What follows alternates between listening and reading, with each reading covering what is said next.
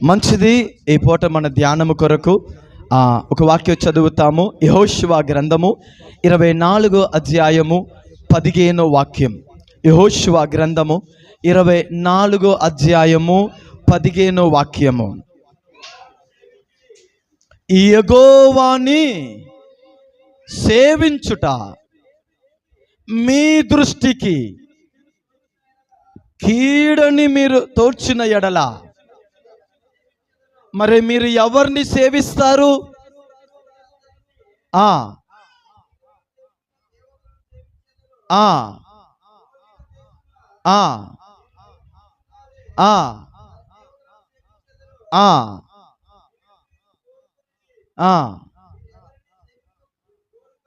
మీరు ఎవరిని సేవించాలని కోరుకున్నారో, కానీ నేనును నా ఇంటి వారును యెహోవాని సేవిస్తాము. హల్లెలూయా. యెహోషువ ఇజ్రాయేలు ప్రజలు ముందు ఒక స్టేట్మెంట్ని రిలీజ్ చేస్తున్నాడు. దేవుడు మనని గురించి మన పితృడైన అబ్రహాంకి వాగ్దానం చేశాడు. ఆయన వాగ్దానం చేసిన ప్రకారము 430 సంవత్సరము బానిసత్వం నుండి ఆయన మనల్ని విడిపించాడు. మనల్ని విడిపించి అద్భుతంగా వాగ్దాన దేశానికి ఆయన నడిపించి వస్తున్నాడు. ఆ మార్గంలో పోరాటం వచ్చింది, ఇరుకు వచ్చింది, ఆకలి వచ్చింది, దాగ వచ్చింది, శత్రువులు ఎదుర్కొన్నారు. వీటన్నిటిలో ఆయన మన పక్షంలో నిలబడ్డాడు. మేఘ స్తంభంగా మనతో నడిచాడు, అగ్ని స్తంభంగా మనతో నడిచాడు. ఆయన మనకి చేసిన ప్రమాణ విషయంలో ఆయన నమ్మదగిన వాడుగా నేటి వరకు మన జీవితంలో ఆయన ఉండి ఆయన చెప్పిన ప్రకారం ఈ వాగ్దాన దేశంలో మనల్ని నడిపించాడు. ఇంత గొప్ప మేలుని మనం పొంది ఉన్నాము, అనుభవించి ఉన్నాము. ఈ ప్రపంచంలోనే మన ఆరాధించే యెహోవా దేవుడే నిజమైన దేవుడు అని ఆయన ఎన్నో పర్యాయి మన జీవితంలో ఆయన నిరూపించాడు కూడా. ఈ వాగ్దాన దేశంలో ఆయన మనల్ని తీసుకుని వచ్చిన తర్వాత మనకి ప్రమాణం ఇచ్చాడు. ఈ దేశంలో మీరు ఆశీర్వాదంగానే ఉండాలంటే, యుద్ధం లేకుండా ఉండాలంటే, సమస్యలు లేకుండా ఉండాలంటే, మీరు మీ కుటుంబము మీ బ్రతుకు ఎలా ఉండాలని దేవుడు మనకి ప్రమాణం ఇచ్చాడు. అదే ఏందండి, ధర్మశాస్త్రము అని మనం చూస్తున్నాం. ఈరోజు సమస్య ఏం తెలుసా? మేలు ఆశీర్వాదం వచ్చిన తర్వాత దేవుడు మనకి ఉన్న బంధంలో గ్యాప్ వచ్చేస్తుంది. హల్లెలూయా.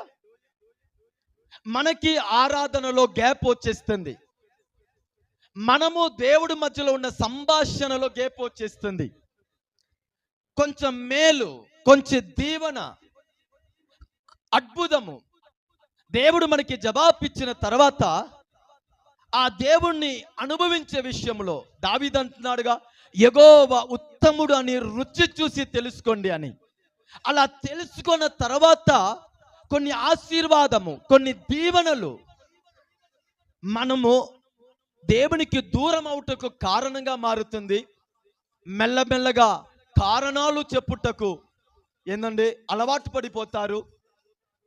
నిరంతరంగా దేవుణ్ణి వెతికిన వారు, ఆరాధనకి వచ్చిన వారు, దేవునికి మొదటి స్థానం ఇచ్చిన వారు, అది కొంచెం కొంచెంగా 2 వారానికి ఒక రోజు ఒకసారిగా, నెలకి ఒకసారిగా దేవుణ్ణి అట్టా ఇట్టా వెతికేవారుగా మారిపోయే సందర్భంని నేటి మనం చూస్తున్నాం.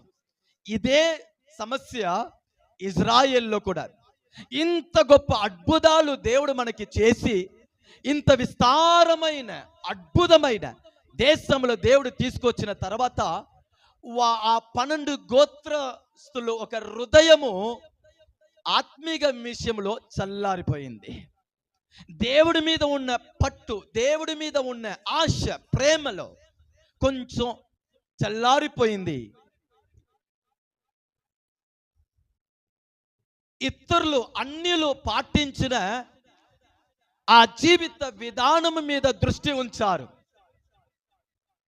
అన్యులు దేవుణ్ణి పూజించేవారుగా కొంచెం వీరు అటు తిరిగారు. ఇదన్నిటిని చూసిన యెహోషువ ఈ మాటని అంటున్నాడు.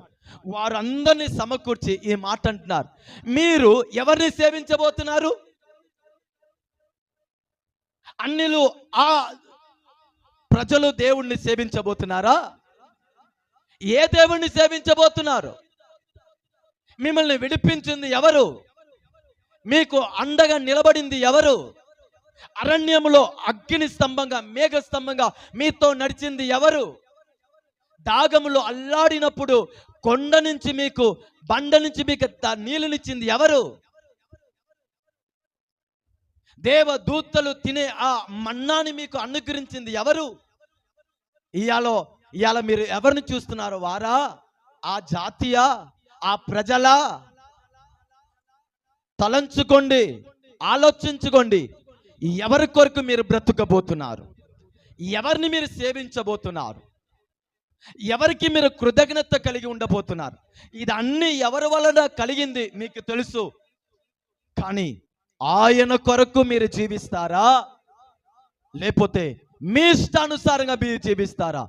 చాయిస్, నిర్ణయము మీకే నేను అప్పగిస్తున్నాను. నేనైతే నేను నా ఇంటి వారు యెహోవాని సేవిస్తాము. ఇదండి ఒక దేవుణ్ణి పిల్లల్లో, కుటుంబములో కనబడవలసిన ఒక ముద్ర. మన చుట్టూ భక్తులు ఉన్నా, విశ్వాసులు ఉన్నా,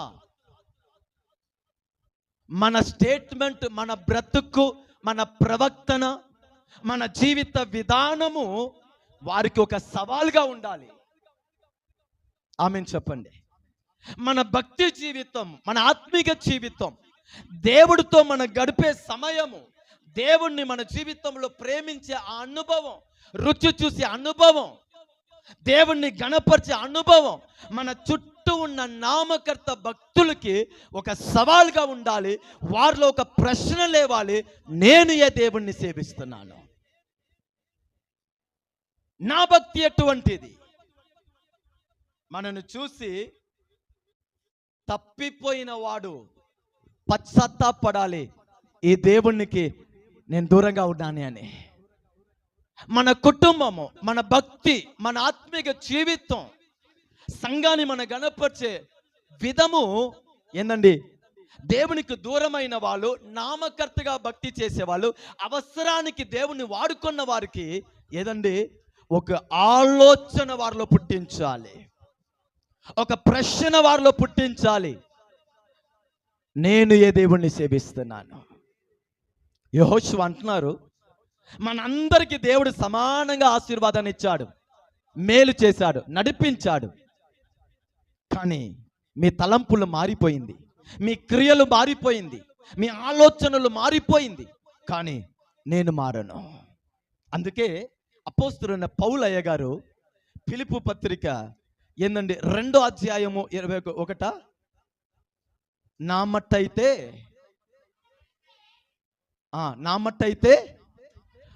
బ్రతుకుట క్రీస్తు, చావైతే లాభము.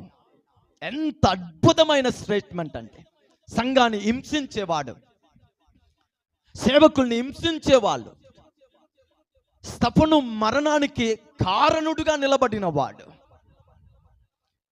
సంఘాన్ని పడేసిన వాడు, క్రీస్తుని దూషించిన వాడు, ఆయన అన్నాడు, నేను హింసకుడును, దూషకుడు. కానీ ఆ యేసయ్య ప్రేమని రుచి చూసిన తర్వాత తన అహంకారాన్ని సిలువ వేసి, తన పాపాన్ని సిలువ వేసి, తన పాత బ్రతుకుని సిలువ వేసి, యేసు రక్తము ఆయనను నూతన పరిచింది. నూతన నిరీక్షణ, నూతన విశ్వాసము, నూతన బ్రతుకు క్రీస్తు దగ్గర పొంది, ఆ క్రీస్తు కొరకు బ్రతుకుట మొదలుపెట్టి ఒక స్టేట్మెంట్ ఇస్తున్నాడు, నా మట్టయితే బ్రతుకుట క్రీస్తు, చావైతే లాభం. హల్లెలూయా. మీరు ఎవరిని సేవించబోతున్నారు? మీరు ఎవరి పక్షంలో నిలబడబోతున్నారు?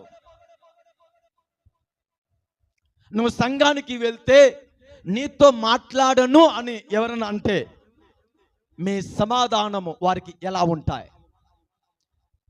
నువ్వు సంఘానికి వెళ్తే పనిని లో నుంచి నేను తీసేస్తాను అంటే నీ సమాధానం వారికి ఎలా ఉంటాయి? హల్లెలూయా. నువ్వు యేసుని సేవిస్తే నీకు నాకు ఇంకా సంబంధం లేదంటే వారికి మీ సమాధానం ఎలా ఉంటాయి?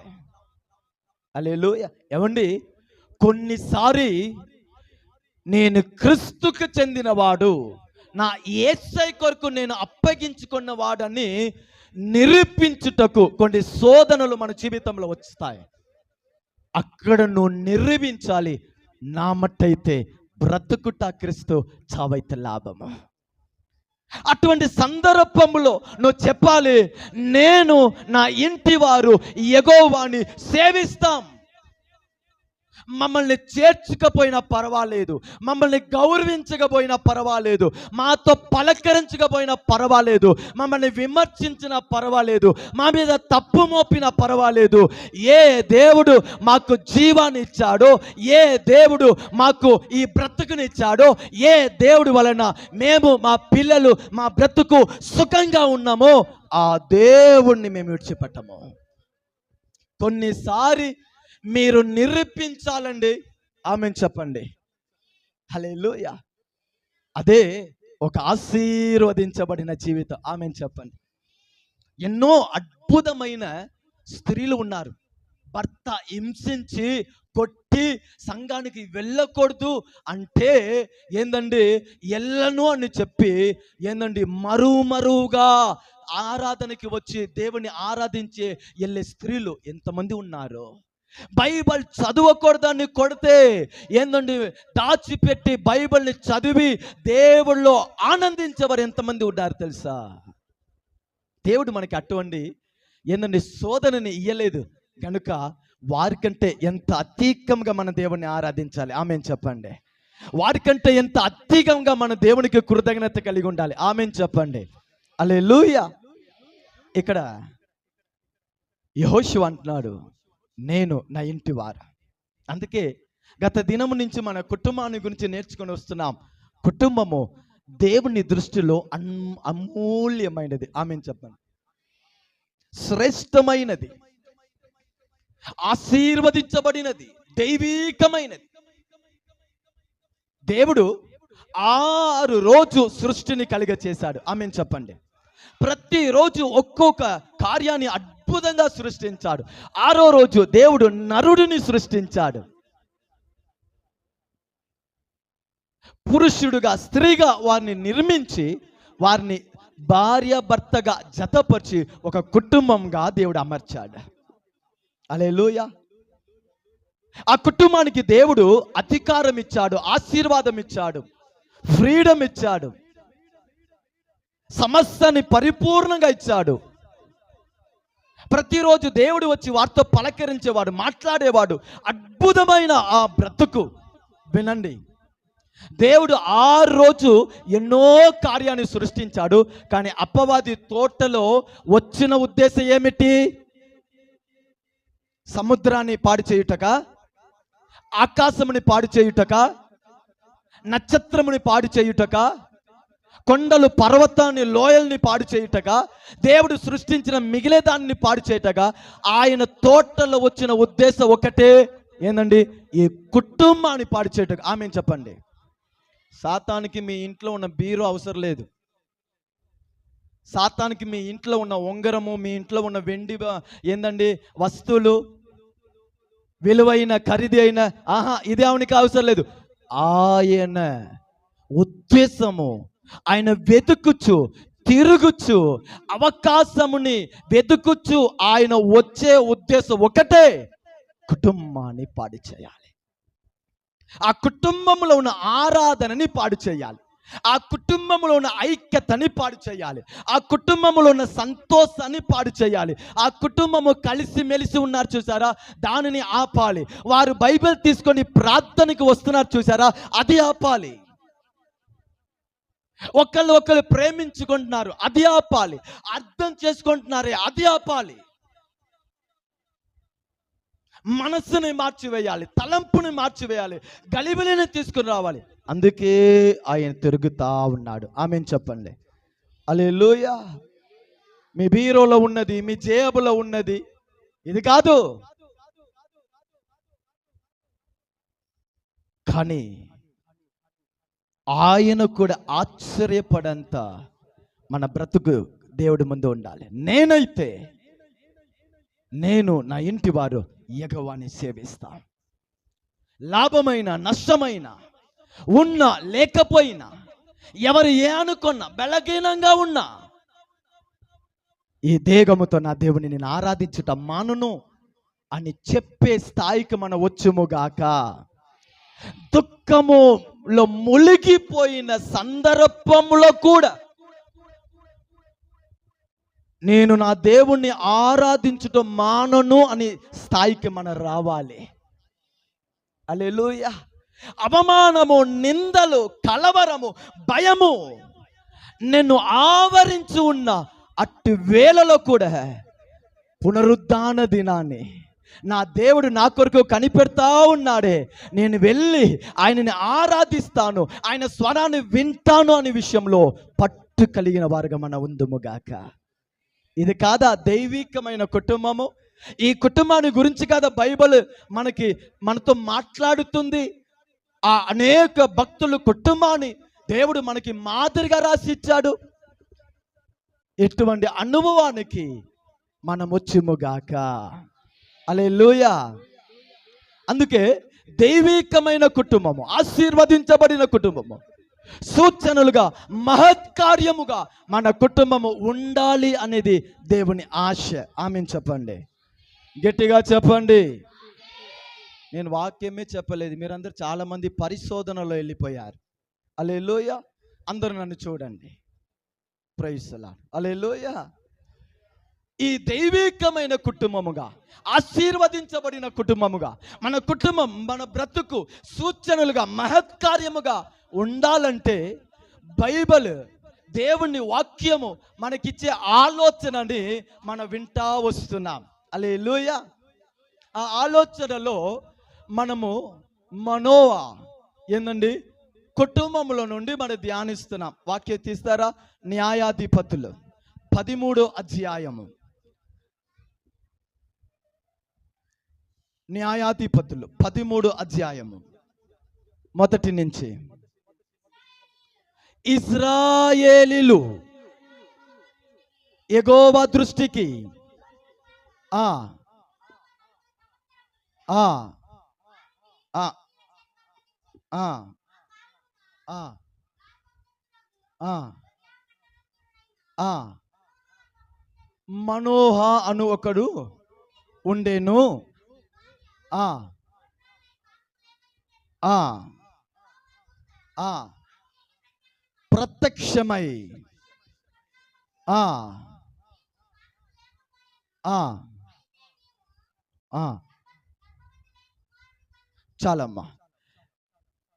చూడండి, మనోహ ఒక అద్భుతమైన కుటుంబము. ఈ భార్యాభర్త ధర్మశాస్త్రాన్ని పాటించేవారు, ఆరాధించేవారు, దేవుడి దృష్టిలో నిందారహితులుగా బ్రతికేవాళ్ళు. ఆ కాలంలో ఇజ్రాయేలు ప్రజలు పాపములో జీవిస్తూ ఉన్నారు, యెహోవా దేవుణ్ణి మర్చిపోయారు. దాని వలన ఏందండి బానిసత్వానికి అప్పగించబడిన ఇటువంటి ఆ సమాజము తారుమారుగా ఉన్న ఆ కాలంలో ఈ కుటుంబము భక్తిలో ఏందండి తొలగిపోలేదు. ఈ కుటుంబం పరిశుద్ధతలో తొలగిపోలేదు. ఈ కుటుంబము ఏందండి దేవుని ప్రేమలో నుండి తొలగిపోకుండా దేవుని దృష్టిలో ఏందండి మంచి వాళ్ళుగా, యోగ్యులుగా దేవుడు జీవిస్తున్నాడు. ఆమేన్ చెప్పండి. హల్లెలూయా. నేను మీకు ఒక మాట చెప్పనా? దేవుడు ప్రత్యక్షం అవ్వాలంటే, దేవుడు దగ్గర రావాలంటే, దేవుడు మనతో మాట్లాడాలంటే, దేవుడు మనల్ని నడిపించాలంటే ఒక్క మాట చెప్పనా? మీరు ఆయనతో ఉంటే చాలు, ఆయన వాక్యాన్ని తలంచుకుంటే చాలు, ప్రార్థన చేస్తూ ఉండండి, ఆయనను తలంచుకోండి. నేను ఆయన ఆలయమై ఉన్నాను, ఆయన నాలో నివసిస్తున్నాడని. ఆయనతో మీ ఐక్యత ఎంత బలంగా ఉందో అంతగా ఆయన ప్రత్యక్షమవుతాడు, అంతగా ఆయన స్వరము వినబడుతుంది, అంతగా ఆయన అద్భుతాన్ని మొదలు పెడుతున్నాడు, ప్రతి వాగ్దానాన్ని నెరవేర్చుతున్నాడు. ఈ కుటుంబము దేవుణ్ణి సహవాసములో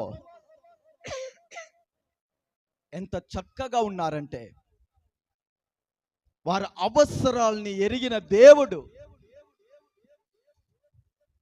ఇంత చక్కని ఈ కుటుంబ బంధంలో ఒక కొదువు ఉంది. బిడ్డ లేకుండా వారు ఉన్నారు, అయినా కూడా నన్ను ప్రశ్నించకుండా, విమర్శించకుండా, సనుగకుండా, భక్తిని వదిలిపెట్టకుండా నాలో జీవిస్తున్నారే, వీరికి అద్భుతం చేయాలని దేవుడు ప్రత్యక్షమై వారితో మాట్లాడుతున్నాడు. నువ్వు గర్భవతి అవుతావు, నేను నీకు ఒక కుమారుడిని ఇస్తాను, ఆ కుమారుడు ఈ ఫిలిష్తీయుల నుంచి తన ప్రజల్ని విడిపిస్తాడు, ఈ దేశాన్ని ఆయన పరిపాలిస్తాడు అని ఈమె కనబోయే బిడ్డని గురించి దేవుడు ప్రవచనగా మాట్లాడుతున్నాడు, మాటిస్తున్నాడు. ఆ బిడ్డని ఎలా పెంచాలని మాట్లాడుతున్నాడు, ఆలోచన ఇస్తున్నాడు. వినండి, మనము దేవుని దృష్టిలో ఒక అద్భుతమైన ఆశీర్వాదమైన కుటుంబంగా ఉండాలంటే ఈ కుటుంబంలో కనబడిన కొన్ని అనుభవాలు మన జీవితం కూడా రావాలి అని నేను మీకు చెప్పి, ఒక ఆత్మీక కుటుంబంలో ఉండవలసిన మొదటి అనుభవం ఏమిటండి? జాగ్రత్త. చెప్పాను నేను, జాగ్రత్త చాలా ముఖ్యం. ఈరోజు తొందరపాటు వలన ఎన్నో అపాయము, ఎన్నో కీడు, ఎన్నో నష్టాలు, ఎన్నో సమస్యలు. తొందరపాటు, అడాబడి, ప్రార్థనలో కనిపెట్టే అనుభవం లేదు, ఆలోచన వినే అనుభవం లేదు, సేవకులు నడిపింపు లేదు, అడాబుడి, నష్టాలు, దుఃఖము, కన్నీటే మిగులుతుంది. కనుక ఒక ఆత్మీక కుటుంబంలో జాగ్రత్త అనేది చాలా ముఖ్యం. రెండోది నేను అన్నాను, పరిశుద్ధత. అపవిత్రమైన దేనియు నువ్వు పుషించకూడదు అన్నాడు. దేవుడు మన కుటుంబంలో ఉండాలంటే, దేవుడు మన కుటుంబాన్ని ఆశీర్వదించాలంటే పరిశుద్ధత, అపవిత్రతకి దూరమై పరిశుద్ధత మీద ఆశ, తపన, వాంఛ కలిగిన వారుగా మనం ఉండాలి. ఆమేన్ చెప్పండి. ఎందుకంటే పరిశుద్ధత లేకుండా దేవుణ్ణి చూడలేము. పరిశుద్ధత లేని స్థలంలో పరిశుద్ధుడైన దేవుడు నివసించలేడు. పరలోకంలో నిరంతరంగా వినబడే ఒక స్వరము, పరిశుద్ధుడు, పరిశుద్ధుడు, పరిశుద్ధుడు. కనుక కుటుంబ జీవితంలో పరిశుద్ధత చాలా ముఖ్యం. దేవుడు మనని పరిశుద్ధపరిచేవాడు, దేవుని వాక్యం మనని పరిశుద్ధపరుస్తుంది. అదే సమయము తల్లి తండ్రి తన పిల్లల్ని పరిశుద్ధతలో నడిపించుటకు ముఖ్య పాత్రమై ఉన్నారనే విషయాన్ని మర్చిపోకూడదు. హల్లెలూయా. తల్లి తండ్రి పరిశుద్ధతని పిల్లలు చూసి ఆ పరిశుద్ధతలో ఎదుగుతాడు. ఆమేన్ చెప్పండి. హల్లెలూయా. తాగుపోదుడు తన బిడ్డ తాగకూడదు అంటే ఎలా ఉంటాయండి? చూసేవాళ్ళు నవ్వరా? హల్లెలూయా. సిగరెట్ కాల్చేవాడు నా బిడ్డ సిగరెట్ తాగకూడదు అంటే చూసేవాళ్ళు నవ్వరా? బూతులు మాట్లాడేవారు నా పిల్లలు బూతులు మాట్లాడకూడదు అంటే బాగుంటాయా? నువ్వు మాట్లాడేటప్పుడు ఆ మాట విత్తనంగా ఆయన హృదయంలో విత్తబడుతుందే, ఒక సమయంలో మాట్లాడుతాడు కదా. కనుక తల్లి తండ్రి పరిశుద్ధత మన పిల్లలని కూడా ఆ పరిశుద్ధతలో నడిపిస్తుంది అనే విషయాన్ని పొరపాటు కూడా మీరు మర్చిపోవద్దు.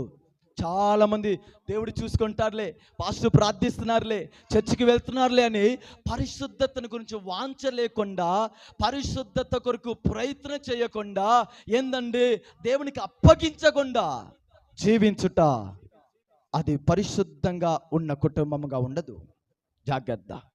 మూడోది నేను చెప్పాను, ఒక ఆత్మీక కుటుంబము ఎలా ఉండాలండి?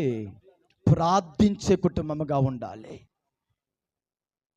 మనుషుల దగ్గర చెప్పే వాళ్ళుగా ఉండకూడదు, తెలిసిన వాళ్ళ దగ్గర చెప్పే వాళ్ళుగా ఉండకూడదు. హల్లెలూయా. ఫోన్ చేసి చెప్పే వాళ్ళుగా ఉండకూడదు. ఎలా ఉండాలి? మన నమ్ముకున్న ఆయన, మనని చింతించి ఆయన దగ్గర, విచారించి ఆయన దగ్గర, మనని అరిచేతిలో చెక్కి ఉన్నాడే ఆయన దగ్గర, మన మాట కొరకు ఎదురు చూస్తా ఉన్నాడే ఆయన దగ్గర, మన కుటుంబ కార్యాన్ని గురించి చెప్పేవాళ్ళుగా మనం ఉండాలి. హల్లెలూయా. ప్రార్థన మేఘము మన ఇంటిలో లేకపోతే వ్యర్థమైన మేఘము మన ఇంటిని కప్పేసింది. హల్లెలూయా. నా మాట మీకు అర్థమవుతుందండి?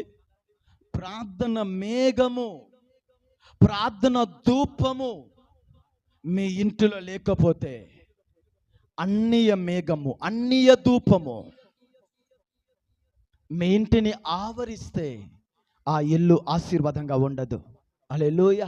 కనుక మీ ఇల్లుని ప్రార్థన మేఘముగా ఏందండి మార్చండి, నింపండి, ఆలయముగా మార్చండి మీ ఇల్లుని. దేవుడు నివసించేటప్పుడు ఏందండి నిజంగా మరణాన్ని కూడా ఆయన జీవంగా మార్చివేస్తాడు. ఒకసారి అందరూ బిక్కరగా హల్లెలూయా చెప్పండి. ఈరోజు నేను మన కుటుంబం ఆశీర్వాదంగా ఉండుటకు ఇంకొక ప్రాముఖ్యమైన ఒక అనుభవాన్ని నేను మీకు తెలియచేస్తాను, వినండి. దేవుణ్ణి ఆలోచన పొందిన కుటుంబముగా మనం ఉండాలి. జాగ్రత్త కలిగిన వారుగా, పరిశుద్ధముతో, మూడోది ప్రార్థించేవారుగా, నాలుగోది దేవుని ఆలోచన పొందిన కుటుంబంగా ఉండాలి. చెప్పండి, ఏం పొందిన వారుగా? ఏ ఆలోచన? దేవుని ఆలోచన. ఈరోజు కుటుంబంలో చాలా విషయంలో స్థిరత్వము లేదు. ఎందుకు తెలుసా? ఆలోచనలు లేదు. ఆలోచనలు లేదు. ఒక వాక్యం చదువుతారా? యెషయా గ్రంథము 46వ అధ్యాయము 10వ వాక్యము. యెషయా గ్రంథము 46 10వ వాక్యము. నా ఆలోచన నిలుచును అని నా చిత్తమంతయు నెరవేర్చుకుంటానని చెప్పుకొనుచు ఆది నుండి నేనే కలగపోవు వాటన్నిటినీ తెలియచేయుచున్నాను. చాలమ్మా. ఆ వాక్యం ఎలా ప్రారంభమవుతుంది? నా ఆలోచన అన్నీ నిలుచుంది. చాలమ్మా. మీకు ఆలోచన ఇచ్చేవారు చాలా మంది ఉంటారు. ఇలా ఎందుకు చేసావు? అలా చేసి ఉండవచ్చుగా. ఇక్కడ ఎందుకు వెళ్ళావు? అక్కడ వెళ్ళి ఉంటే బాగుండేది కదా. వీరిని ఎందుకు పలకరించావు? వారిని పలకరించుంటే బాగుంటాయి కదా. హల్లెలూయా. ఆలోచన ఇచ్చేవాళ్ళు ఉంటారు. బట్టలు కొనాలా? కొన్ని ఆలోచనకర్తలు ఉంటారు. ఇక్కడ వెళ్ళండి, ఈ షాప్కి వెళ్ళండి, మీకు సూపర్గా చూపిస్తారంటారు. హల్లెలూయా. రేషన్ కొట్టు, దానికి కూడా కొన్ని ఆలోచనకర్త ఉంటారు. ఇక్కడ వెళ్ళండి, ఆయన ఎక్కువ కల్తీ వేస్తాడు, ఎక్కువ రేట్ వేస్తాడు, ఇక్కడ వెళ్ళండి బాగా ఉంటాయంటారు. స్కూల్ విషయము ఆలోచనకర్తలు ఉంటారు. ప్రతి విషయానికి ఏందండి ఆలోచన చెప్పేవాళ్ళు ఉంటారు. కానీ బైబిల్ చెప్పే మాట, నా ఆలోచన ఎటువంటిది? నిలిచి ఉన్నది. మన కుటుంబం ఆశీర్వాదంగా ఉండాలంటే, మన కుటుంబము అద్భుతంగా, సూచనలుగా, మహత్కార్యంగా ఉండాలంటే, ఈ వాక్యంలో కుటుంబం ఎలా ఉండాలని దేవుడు నిర్ణయించాడో అలా ఉండాలంటే ఆయన ఆలోచన చెప్పున నీ కుటుంబాన్ని కట్టుకో. ఆమేన్ చెప్పండి. హల్లెలూయా. ఆయన ఆలోచన చెప్పున మీ కుటుంబాన్ని కట్టుకోవాలంట. అందుకే 32వ కీర్తన 8వ వాక్యాన్ని చదవండి. 32వ కీర్తన 8వ వాక్యము. నీకు ఉపదేశము చేసేదను, చూడండి, నీవు నడవవలసిన మార్గంలో నీకు బోధించెదను, నీ మీద దృష్టి ఉంచి. ఆమెన్ చెప్తారా? గట్టిగా చెప్తారా? నువ్వు ఎలా నడవాలని నేను నీకు బోధిస్తాను.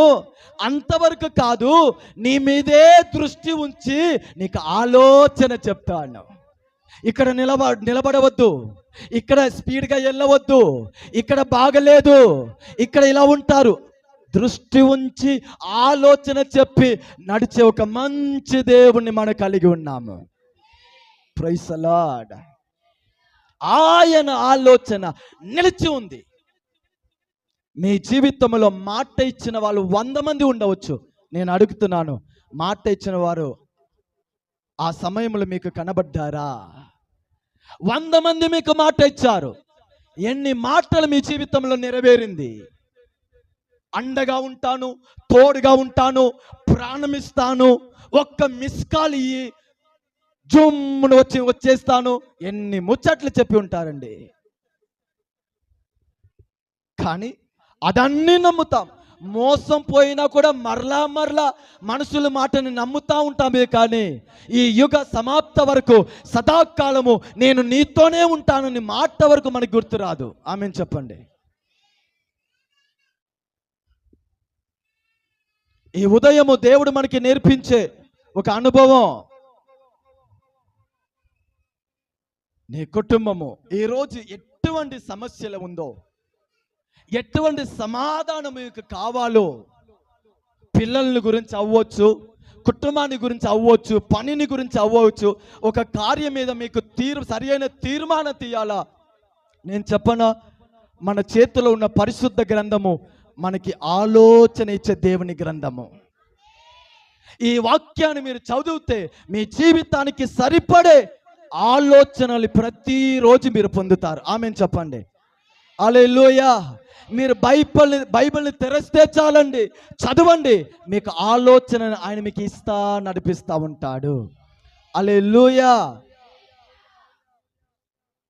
3 విధమైన ఆలోచన ఉందండి.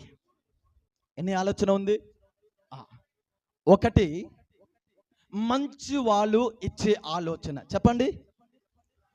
మంచి వాళ్ళు ఇచ్చే ఆలోచన. తల్లి తండ్రి ఏంది అలా చూస్తున్నారు? మంచి వాళ్ళు కదా? తల్లిదండ్రి అంటే చాలా సీరియస్గా చూస్తున్నారు ఏంది? చెడిపోవాలని తల్లిదండ్రి ఆలోచన ఇస్తారా? కాదుగా. మన జీవితంలో, ఈ సమాజంలో మంచి వాళ్ళు ఉన్నారు. మనకి పాఠము నేర్పించే శిక్షకులు మంచి ఆలోచన ఇస్తారు, కానీ అదే మనకి నచ్చదు. తల్లిదండ్రి మంచి ఆలోచన ఇస్తారు, అది మనకి ఇంకా నచ్చదు. అందుకే అనేక విషయంలో బాగుపడకుండా, మేలుని చూడకుండా, బ్రతుకులో స్థిరము లేకుండా ఏందండి ఉన్నాము. మంచి వాళ్ళు ఇచ్చే ఆలోచన, తల్లిదండ్రి, మనల్ని ప్రేమించేవారు, ఆత్మీయులు, మన కొరకు ప్రార్థించేవాళ్ళు, మన బాగుపడాలని కోరుకున్న వాళ్ళు కొందరు ఉంటారు. హల్లెలూయా. మంచి వాళ్ళు ఇచ్చే ఆలోచన వినండి. 2ది చెడ్డ ఆలోచన. చెప్పండి. చెడ్డ ఆలోచన. మంచి ఆలోచన తల్లిదండ్రి, కొన్ని ఆత్మీయులు. 2ది చెడ్డ ఆలోచన, అది అపవాది ఇచ్చే ఆలోచన, దుష్టులు ఇచ్చే ఆలోచన. మనం బాగుపడకూడదు, మన చెడిపోవాలి, ఏందండి, మన అవమానానికి గురి అవ్వాలి, మన నిందలకి పాలవ్వాలి అని కొందరు ఉంటారు చూసారా? వారు కుయిత్తిగా చెడ్డ ఆలోచన ఇస్తారు. వాళ్ళ వెనక ఉండేది ఎవరు? సాతాను, అపవాది. 2ది చెడ్డ ఆలోచన. హల్లెలూయా. ఇప్పుడు 3వ ఆలోచన దేవుని ఆలోచన. చెప్పండి. ఈ 3 ఆలోచనలో నిలిచి ఉన్న ఆలోచన ఏమిటంట? దేవుని ఆలోచన. కొన్నిసారి మంచి వాళ్ళు గుర్తులో ఉంటారు, కానీ అవసరం టైంలో వారు అందుబాటులో ఉండకుండా పోతారు. హల్లెలూయా. అపవాది అందుబాటులో ఎల్లప్పుడూ ఉంటాడు, కానీ మన ఆరాధించే దేవుడు ఆయన మనతోనే ఉన్నాడు. ఆమేన్ చెప్పండి. మనం ఆయన ఆలయమై ఉన్నాము. ఆయన మనలో నివసిస్తున్నాడు, మనలో సంచరిస్తున్నాడు, మనకి ఆలోచన ఇస్తానే ఉంటాడు. బిక్కరగా ఆమేన్ చెప్పండి. అందుకే యెషయా గ్రంథము 9వ అధ్యాయము 6వ వాక్యములో యేసయ్యని గురించి ఒక మాట రాయబడింది. ఏలయనగా మనకు శిశువు పుట్టెను, కుమారుడు అనుగ్రహించబడెను, ఆయన భుజము మీద రాజ్యభారముండును, ఆయన ఆశ్చర్యకరుడు. చెప్పాలి చెప్పాలి, ఆయన ఎవరంట? అందరు చెప్పండి, ఆయన ఎవరంట? చెప్పాలి, మన యేసయ్య ఎవరంట? ఆలోచనకర్త. హల్లెలూయా. ఆయన ఆలోచనకి ఎవరు తన మనసుని అప్పగిస్తున్నారో ఆ ఆలోచన ఎలా నిలిచి ఉన్నాయో వారి జీవితం కూడా ఆశీర్వాదంలో నిలిచి ఉంటాయి, వారి జీవితం కూడా క్షేమంలో నిలిచి ఉంటాయి, ఆయన జీవితం అద్భుతంలో నిలిచి ఉంటాయి. ఎందుకంటే ఆయన ఆలోచన మన కుటుంబాన్ని కడుతుంది. ఈ మనోవా దగ్గర దేవుడు ప్రత్యక్షమయ్యాడు. ఆయన చేయబోయే కార్యాన్ని తెలియచేసి ఇలా ఇలా ఉండాలి అన్నప్పుడు, ఇప్పుడు న్యాయాధిపతి 13వ అధ్యాయము 12వ వాక్యాన్ని చదవండి. అందుకు మనోహ, కావున నీ మాట నెరవేరినప్పుడు ఆ బిడ్డ ఎట్టివాడునో ఆ బిడ్డకి మేము ఏం చెయ్యాలో తెలుపుమని మనవి చెయ్యగా. ఏవండి, ఇక బిడ్డ పుట్టలేదు, కానీ ఈ తల్లిదండ్రి ప్రార్థిస్తున్నారు. ప్రార్థించి ఒక ఆలోచన అడుగుతున్నారు. దేవా, మీరు వాగ్దానం చేశారు కదా, ఒక కుమారుడిని ఇస్తానన్నారు కదా, ఆ బిడ్డని కన్న తర్వాత ఆ బిడ్డని మేము ఎలా పెంచాలయ్యా, మాకు నేర్పించండి. మీరు ఈ బిడ్డని ఇచ్చారు, ఈ బిడ్డ మీద మీరు ఒక ఉద్దేశం కలిగి ఉన్నారు. ఈ బిడ్డ పెద్దవాడు అయిన తర్వాత మీరు ఈయన చేతుల నుంచి ఏదో చెయ్యబోతున్నారు గనుక, ఇది మీ బిడ్డ గనుక ఈ బిడ్డని మాడు ఇష్టానుసారంగా పెంచుకొనుట తప్పు. ఈ బిడ్డని మా ఆలోచన ప్రకారము పెంచేది తప్పు. ఈ బిడ్డని మా ఇష్టానుసారంగా నడిపించేది తప్పు కనుక ఈ బిడ్డకి మేము ఏం చెయ్యాలి, ఈ బిడ్డని ఎలా పెంచాలి, ఈ బిడ్డని ఎలా పరామరించాలి, ఈ బిడ్డని ఎలా జాగ్రత్త పరచాలి, మాకు ఆలోచన ఇవ్వండి. తల్లిదండ్రి ఉన్నారా? మీ 100 ప్రార్థనలో ఇది మీ పిల్లల గురించి ఒక ప్రార్థన అంశంగా ఉందా?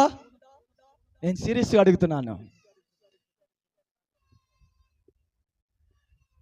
మీ 100 ప్రార్థన అంశంలో ఒక అంశము మీ పిల్లల్ని గురించి ఉందా?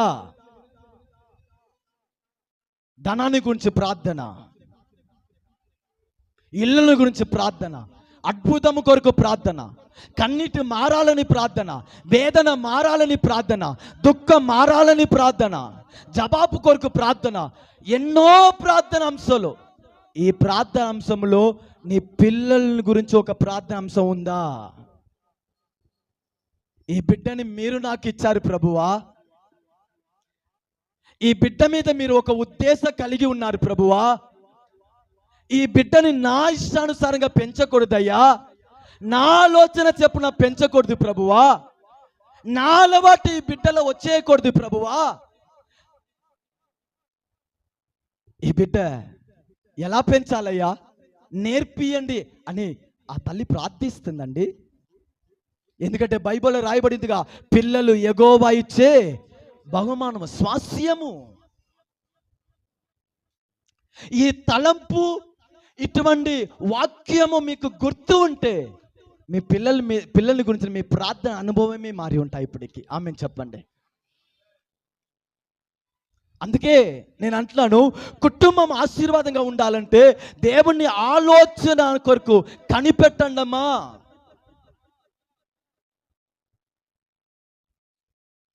దేవుని ఆలోచన కొరకు కనిపెట్టండి. ఎందుకు తెలుసా? ఈరోజు దేవుని ఆలోచనని మనం పొందకూడదని దుష్టుడు ఎన్నో దుష్ట ఆలోచనని పంపిస్తున్నాడు.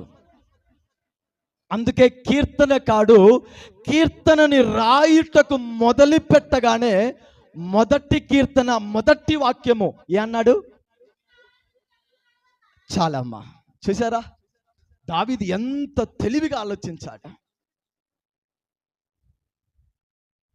ఎంత అద్భుతంగా దావీదు చూడండి ఆలోచించాడు. 150 కీర్తనని రాయబోయే భక్తుడు దావీదు మొదలు పెట్టగానే దుష్టుడు ఆలోచన చెప్పున, దాని అర్థం ఏమిటి? చాలా కుటుంబము దుష్టుడు ఆలోచన చెప్పున, చాలా పెళ్ళిళ్ళు దుష్టుడు ఆలోచన చెప్పున, చాలా తీర్మానము దుష్టుడు ఆలోచన చెప్పున, చాలా నిర్ణయాలు దుష్టుడు ఆలోచన చెప్పున, చాలా కుటుంబంలో సమస్యానికి కారణం దుష్టుడు ఆలోచన చెప్పున, చాలా కుటుంబంలో గొడవకి కారణం దుష్టుడు ఆలోచన, చాలా కుటుంబంలో భార్యాభర్త విడిపోవటానికి కారణం దుష్టుడు ఆలోచన చెప్పున.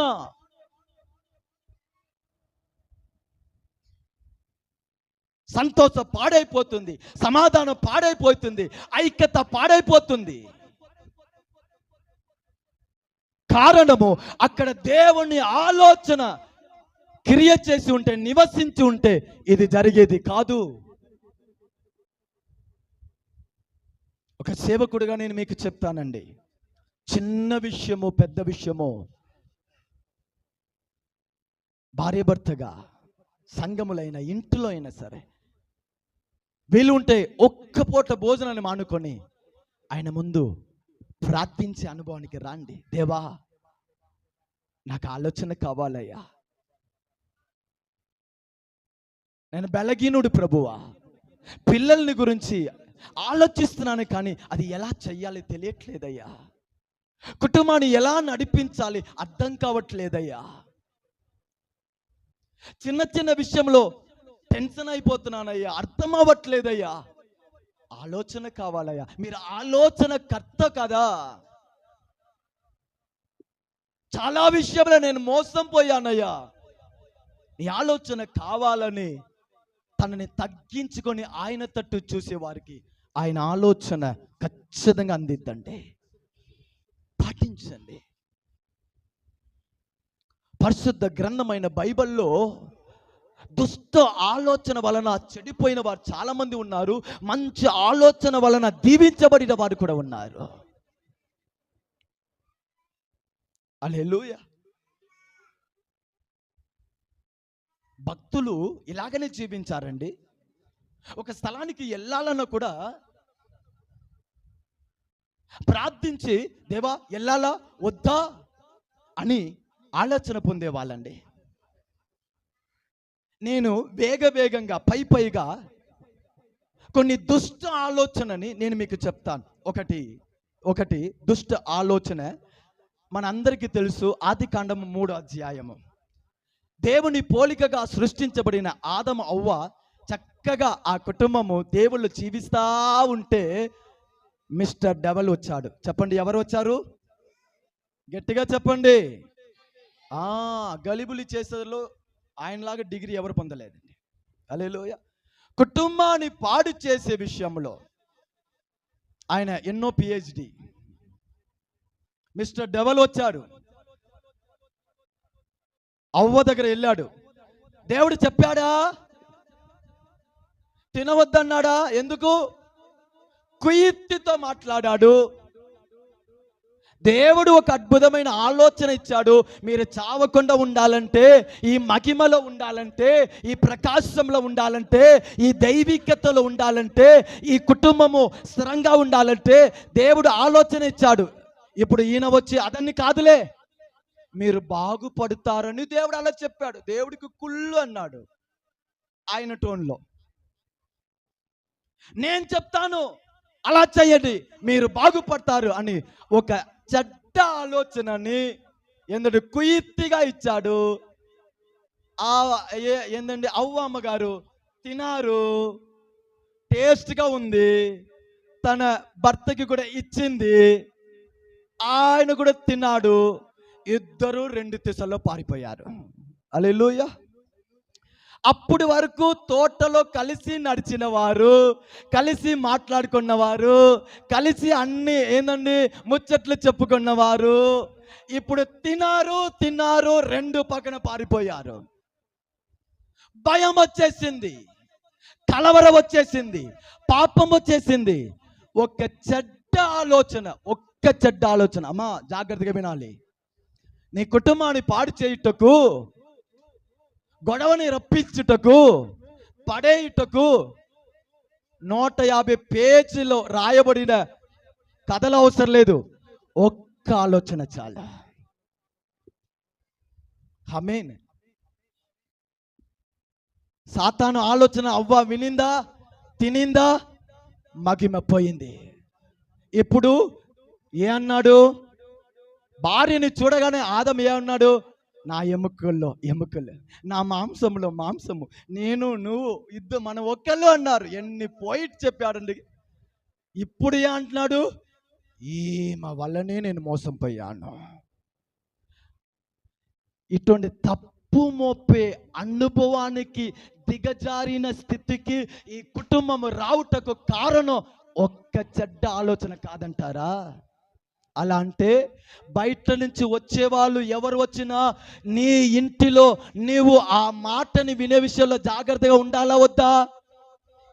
మరలా చెప్పనా, అందరి మాట విన్నారంటే ఎన్నడూ మీరు బాగుపడరు. దేవుని పిల్లలు జాగ్రత్త, దేవుని పిల్లలు జాగ్రత్త. అందరు మంచి వాళ్ళే, కానీ అందరు మాట వినే విషయంలో జాగ్రత్త. మోసపోతారమ్మా.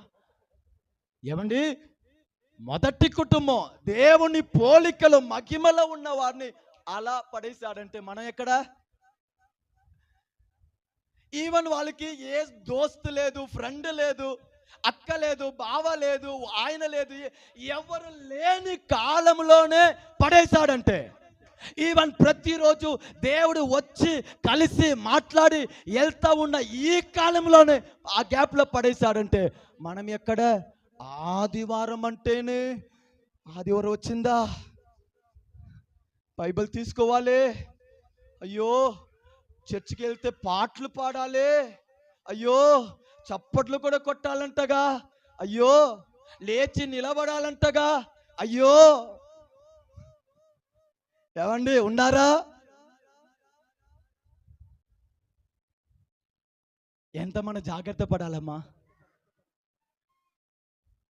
కుటుంబం పోయిందనుకోండి, మన జీవితం మిగిలినది ఏది కూడా లేదు.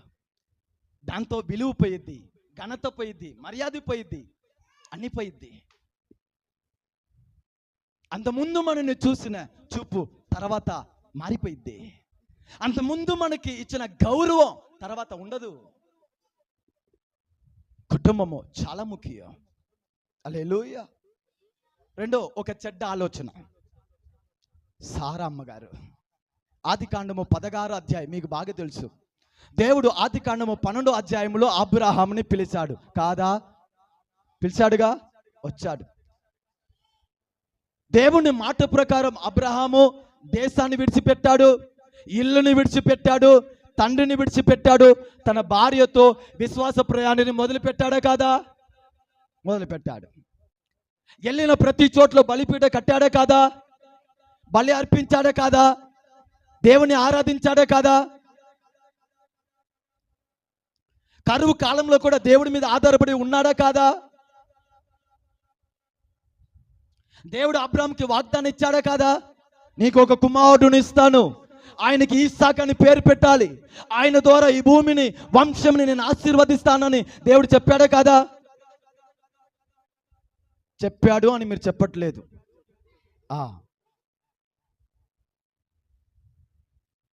కరువు వచ్చింది, ఆటంకాలు వచ్చింది. తన తన కుటుంబస్తుడే లోతు అబ్రాహాముని విడిచిపోయే సందర్భాలు వచ్చింది. ఒంటరి అయిన పరిస్థితి వచ్చింది. కానీ దేవుని విడవలేదు, వెనక తిరగలేదు, సనుగలేదు, కోపపడలేదు. ఎందుకు దేవా ఇలా చేసామని ఏది కూడా చెప్పకుండా విశ్వాసాన్ని కొనసాగించాడు అబ్రహాము. అన్నీ బాగానే ఉంది, 16వ అధ్యాయానికి వచ్చగానే ఏమో అబ్రహాము సారాల కూర్చున్నారో ఏమో. సారా ఏవండి ఎలా పిలిచి ఉంటాయి మనకి తెలీదు. మామూలుగా ఏవండి ఈయనంటాడు, చెప్పు.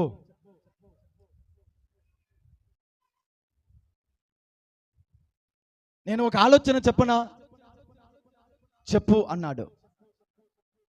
ఏమండి దేవుడు మనకి ఒక కుమారుడు ఇస్తానన్నాడు కదా, ఆయన ఇస్తాడు. కానీ ఎప్పుడు ఇస్తాడు? నా గర్భము చనిపోయింది, ఇంకా నేను పిల్లల్ని కనలేను గనుక ఒక మాట చేయండి. ఏంది?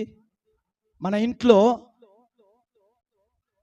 ఆగరు ఉంది, నా పని మనిషి ఆగరు ఉంది, ఆమెని చేర్చుకోండి. ఆమె ద్వారా ఒకవేళ దేవుడు తన వాగ్దానాన్ని నెరవేర్చవచ్చండి.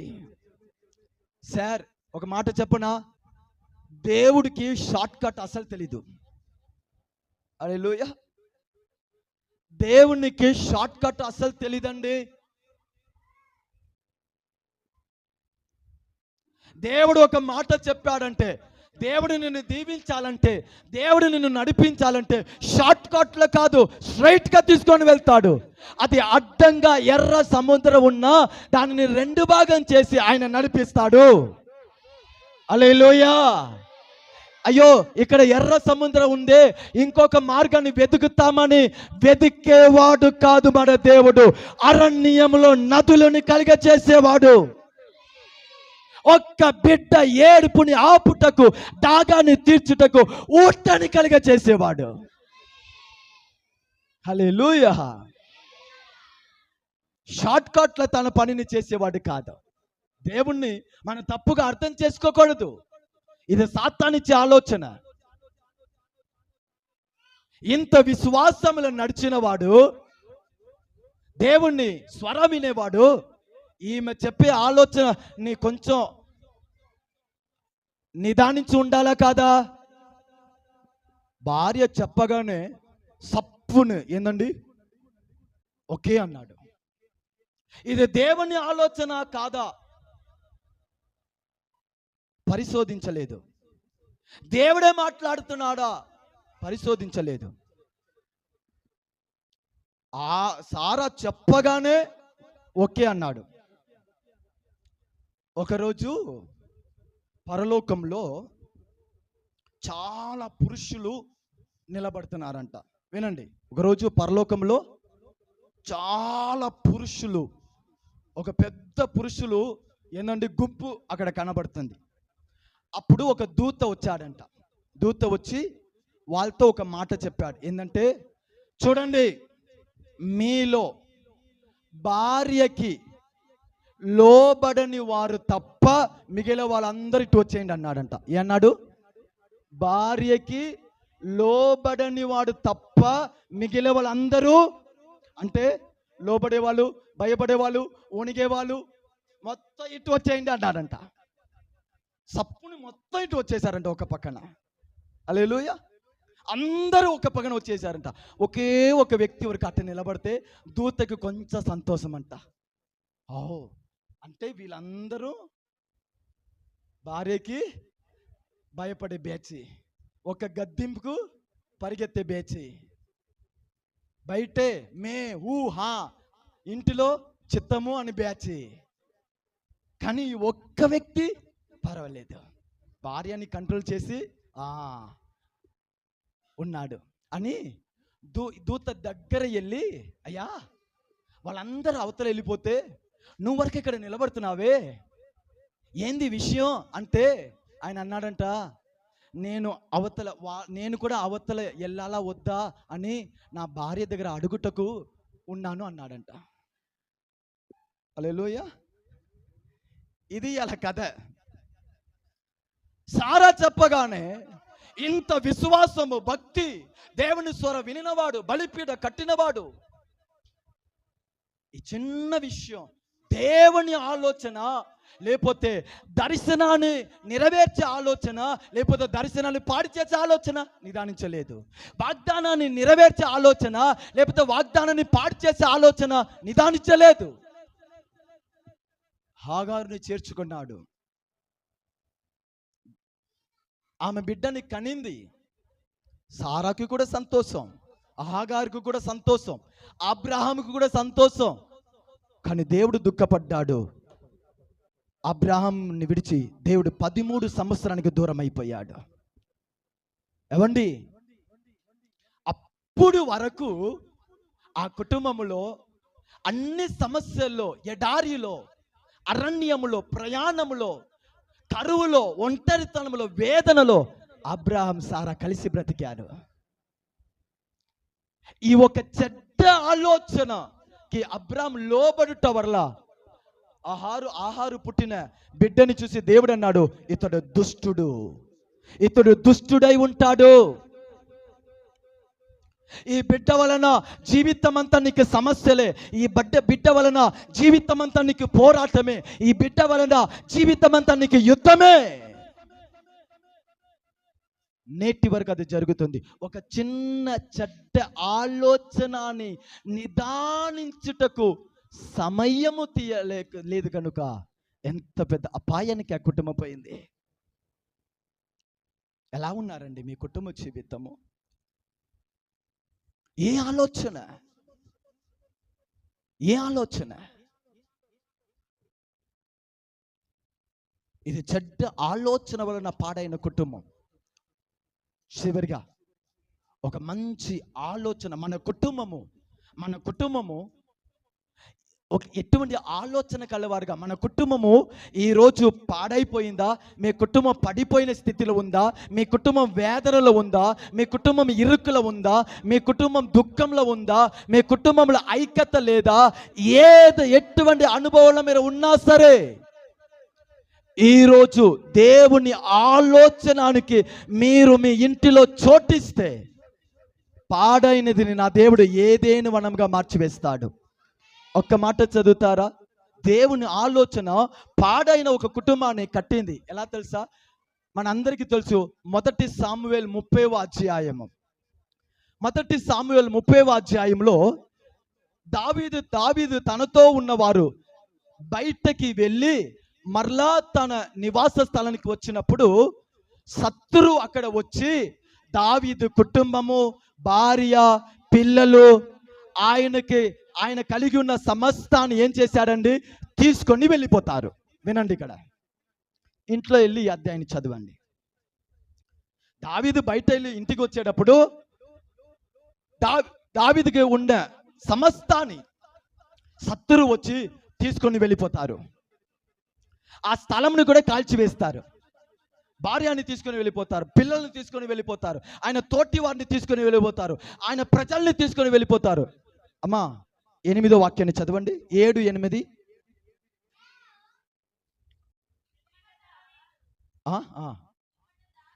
పిమ్మట దావీదు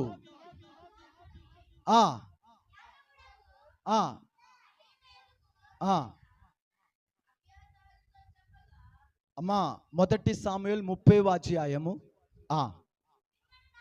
పిమ్మట దావీదు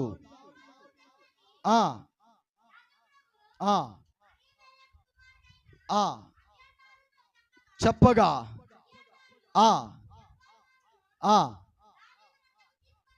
తీసుకుని వచ్చాను. చూడండి దావీదు ఎంత ఏడిచాడంటే ఇంకా ఏడుటకు కూడా ఆయన దగ్గర బలము లేదంతా ఏడిచాడంట. అన్ని పోయిందే, ఒక్కటి కూడా పిల్లలు, భార్య, బంధుమిత్రులు, తోడు ఉన్నవారు ఎవరు లేదే అని ఏడిచి, కొందరు ఏడుస్తారు నిద్రపోతారు. హల్లెలూయా. ఈయన దాన్ని గురించి బైబిల్ చెప్పే మాట, ఇంకా ఏడుటకు కూడా దావీదు దగ్గర బలలేదంట. ఎంత ఏడ్చి ఉంటారంటే, అసలు దావీదు ఏ మహా చక్రవర్తి కాదా? దావీదు గురించి బైబిల్ చెప్పే మాట, సింహము లాంటి వాడు. దావీదు పోయిన ప్రతి చోటులో దేవుడైన యెహోవా తోడే ఉన్నాడు.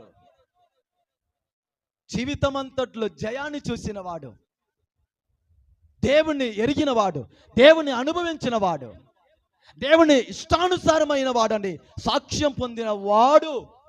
కుటుంబము ఈరోజు శత్రు చేతిలో పోయింది, ఉన్నదాన్ని కాల్చబడింది. వీధిలో ఆ బూడిది ఉన్న స్థలములో రొమ్ము కట్టుకొని ఏడుస్తున్నాడు. ఏడ్చి ఏడ్చి ఏడ్చి సడన్ గా దావీదు ఏడుపుని ఆపాడు. ఆయనకి అర్థమైంది, నా ఏడుపు వలన నేను పోగొట్టుకునేది వచ్చేది కాదు, నా దుఃఖము వలన నేను పోగొట్టుకునేది వచ్చేది కాదు, నా కలవరం వలన పోగొట్టుకునేది వచ్చేది కాదు. నేను పోగొట్టుకునేది తిరిగి రావాలంటే దేవుని ఆలోచన నాకు కావాలి. అమ్మా అక్కడి నుంచి చదవండి. నేను ఈ దండముని తరిమిన ఎడల కలుసుకొందునా అని యెహోవా యొద్ద. చాలు చాలు చాలు. మనము దావి చేసే తప్పేం తెలుసా? మనము చేసిన తర్వాత దేవా పొరపాటైందయ్యా అంటాం. దావీదు అనుభవం తెలుసా? నేను ఎల్లాలా వద్దా అని అడిగేవాడు. కొట్టిన తర్వాత సమాపన అడుగుట చాలా సులువండి. ఆమెన్ చెప్పండి. హల్లెలూయా. టపా టపా అని వేసి ఒక పువ్వు కొనిపెట్టి, జిలేబీ కొనిపెట్టి, బంగారం బుజ్జి, ఇంకా ఇలా చెయ్యను, చాలా ఈజీ అండి. మళ్ళీ రెండోసారి కూడా కొడతాడు. ఎందుకు? ఆయనకి ట్రిక్స్ అర్థమైంది. ఇంకా రెండోసారి జిలేబీ పువ్వు అది పెడితే మళ్ళీ సెట్ అయింది. కానీ దేవుని ఆలోచన చెప్పున నడిచేవాడు, చేసేవాడు. చేసిన తర్వాత దేవా చేసేసానయ్య కాదు, ఆ శత్రు నాది మొత్తం అపహరించి ఇప్పుడు వెళ్ళారే, వారి దగ్గర వెళ్ళి యుద్ధం చెయ్యనా వద్దా అని అడగగా దేవుడు అంటున్నాడు వెళ్ళు. ఇదండి ఆలోచన అడిగేవాడు. ఈ ఉదయం యేసు నామములో సేవకుడిగా నేను అంటాను, మీ కుటుంబ పరిస్థితి మీకు తెలుసు, మీ కుటుంబ అనుభవం మీకు తెలుసు, మీ పిల్లలు మీకు తెలుసు, మీ స్థితి మీకు తెలుసు, మీ బాధ మీకు తెలుసు, ఎక్కడ మీరు ఉన్నారని మీకు తెలుసు, ఇంట్లో ఏం జరుగుతుంది మీకు తెలుసు. కానీ మరలా పాడైనది ఏదేను వనముగా ఉండాలంటే, నీ కుటుంబం అద్భుతంగా మహత్కార్యంగా మారాలంటే, దేవుడి వల్ల నా కుటుంబం కట్టబడాలంటే మీరు చెయ్యవలసినది ఒకటి ఏం తెలుసా? దేవా నీ ఆలోచన నాకు కావాలయ్యా. పొరపాటు అయిపోయింది, తప్పు అయిపోయింది, నీ ఆలోచన నేను వినలేదు కనుక ఇక్కడ తొందరపడ్డాను, ఇక్కడ ఏందండి తొందరపాటులో మాట్లాడేశాను, నడుచుకున్నాను, ఇలా తప్పయింది. నీ ఆలోచన నాకు కావాలయ్యా. ఇంకా పాడు చేస్తుటకు కాదు, నేను బాగుపడుటకు, నా కుటుంబం కట్టబడుటకు నీ ఆలోచన నాకు కావాలయ్యా. దేవుని ఆలోచన మనకి ఎలా వస్తుంది తెలుసా? ఒకటి, పరిశుద్ధ ఆత్మ దేవుడితో మనకు ఉన్న ఆ బంధములో ఆత్మ దేవుడు మనకి ఆలోచన ఇస్తున్నాడు. ఒకటి, పరిశుద్ధాత్మ దేవుడులో మనకున్న బంధము వలన ఆయన మనకి ఆలోచన ఇస్తున్నాడు. రెండోది, మనకి ఆలోచన ఎలా వస్తుంది తెలుసా? దేవుని వాక్యాన్ని మనము చదివేటప్పుడు దేవుడు మనకి వాక్యముల నుండి ఆలోచన ఇస్తున్నాడు. ఒకటి, పరిశుద్ధాత్మ ద్వారా ఆలోచన. రెండోది, వాక్యము ద్వారా మనకి ఆలోచన. మూడోది, ప్రార్థించేటప్పుడు దేవుని ఆలోచన. ప్రార్థించేటప్పుడు దేవుని ఆలోచన. నాలుగోది, దేవజనుల వలన నీకు ఆలోచన. అందుకే సేవకులు అందుబాటులో ఒక విశ్వాసి ఉండటం ముఖ్యం. సేవకులు ఆలోచన ఏంటంటే నడిపింపులో ఒక విశ్వాసి ఉండటం ముఖ్యం. ఎందుకంటే సేవకులు నీకు ఆలోచన ఇచ్చి నీ కొరకు ప్రార్థించి నిన్ను దేవుళ్ళ బలపరచుటకు దేవుడు నీకు ఇచ్చిన ఒక తండ్రి. పరిశుద్ధాత్మ వలన, వాక్యము వలన, ప్రార్థన వలన, సేవకుల వలన దేవుడు నీకు ఆలోచనని ఇస్తున్నాడు.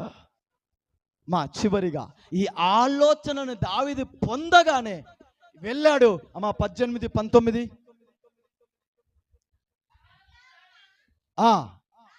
దావీదు పోయినా ఆమెను చెప్పండి, వారు తీసుకొని వెళ్ళిన సమస్తం ఏం చేసుకున్నాడు? తిరిగి తెచ్చుకున్నాడు. మరియు అతడు చాలమ్మా, దాని తర్వాత మొత్తాన్ని శత్రు తీసుకొని పోయిన సమస్తంని మరలా తెచ్చుకున్నాడు. నీ కుటుంబ జీవితంలో నువ్వు ఏ పోగొట్టుకున్నావు? సంతోషం, సమాధానం, తృప్తి, ప్రేమ, ఆదాయము, ఐక్యత ఏ పోగొట్టుకున్నారు? సమస్తముడి నువ్వు మరలా పొందుకుంటావు. ఎలా తెలుసా? ఆయన ఆలోచనతో నువ్వు ఉంటే. ఉదయం లేగానే ఒక చిన్న ప్రార్థన చేయండి. దేవా, నేను నడవలసిన మార్గాన్ని నాకు చూపించండి. నా మీద కన్ను ఉంచి నాకు ఆలోచన ఇవ్వండి. చిన్న ప్రార్థన ఆయన పెద్ద ఆలోచన నేను నడిపించింది. హల్లెలూయా. ఆయన ఆలోచన నిలిచి ఉన్న ఆలోచన అంతవరకు కాదు. ఆ వాక్యాన్ని వరకు చదువుతా. అమ్మా 16వ కీర్తన 7వ వాక్యాన్ని చదవండి. దేవుని ఆలోచన ఎటువంటిదంట? 16వ కీర్తన 7వ వాక్యము.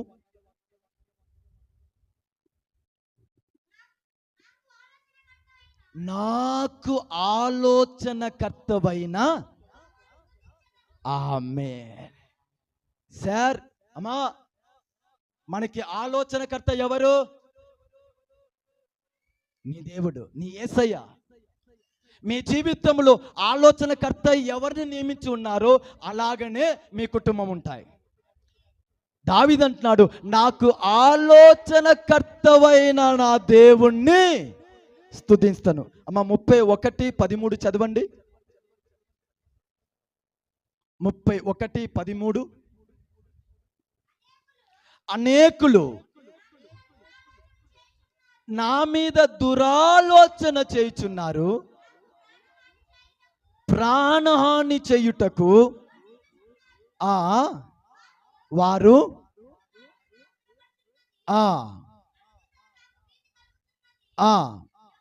యెహోవా నీ యందు నమ్మిక ఉంచి ఉన్నాను, నీవే నా దేవుడని.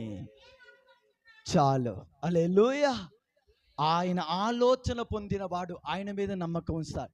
యేసు నామములో చెప్పనా, మీ చుట్టూ మీ మీద ఎంత ఆలోచన కలిగి ఉండని ఏ అపాయము నీ గూడారాన్ని సమీపించదు. నీకు విరోధంగా రూపించబడిన ఏ ఆయుధము వర్ధిల్లదు. ఎందుకు?